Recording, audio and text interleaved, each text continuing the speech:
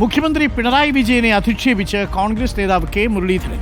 ഉൽപാദനശേഷിയില്ലാത്തയാൾ അയൽവീട്ടിലെ കുട്ടിയോട് ഞാനാണ് അച്ഛനെന്ന് പറയുന്നത് പോലെയാണ് പിണറായി പറയുന്നതെന്ന് മുരളീധരൻ പറഞ്ഞു. UDFന്റെ കുട്ടികളുടെ അവകാശം ഏറ്റെടുക്കാനാണ് LDF ശ്രമിക്കുന്നതെന്നും മുരളീധരൻ.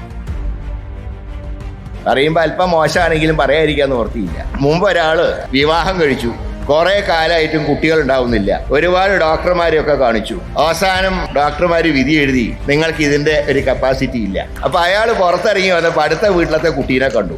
വാ മോനെ, നിന്റെ അച്ഛൻ ഞാനാണെന്ന് പറഞ്ഞ പോലെ UDF സർക്കാർ കൊണ്ടുവന്ന എല്ലാ നേട്ടങ്ങളെയും സ്വന്തം അക്കൗണ്ടിലാക്കാൻ നോക്കുന്ന പിണറായി വിജയനെ കാണുമ്പോൾ സന്താനോൽപാദന ശേഷി നഷ്ടപ്പെട്ട ഒരു വ്യക്തിനെയാണ് ഇവിടെ ഓർമ്മ വരുന്നത്.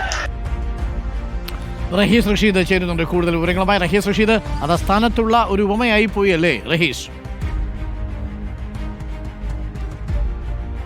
ഉറപ്പായും നമുക്ക് അങ്ങനെ തോന്നിയത് കൊണ്ട് ഈ പ്രസംഗത്തിന് ശേഷം പുറത്തിറങ്ങിയ കെ മുരളീധരനോട് അത് പറഞ്ഞത് ശരിയായോ എന്ന് മാധ്യമങ്ങൾ വീണ്ടും ചോദിച്ചിരുന്നു. അതിൽ അദ്ദേഹം പറഞ്ഞ കാര്യത്തിൽ ഉറച്ചു നിൽക്കുകയാണ് ചെയ്തത്. പറഞ്ഞത് ഒട്ടും കൂടി പോയിട്ടില്ല എന്നായിരുന്നു കെ മുരളീധരൻ മറുപടിയായി പറഞ്ഞത്. ഇനിയും പറയും, ഇനിയും ഇത്തരം കാര്യങ്ങൾ ഉണ്ടായാൽ ഇനിയും വീണ്ടും വീണ്ടും പറയും എന്ന ഒരു നിലപാടാണ് അദ്ദേഹം സ്വീകരിച്ചത്.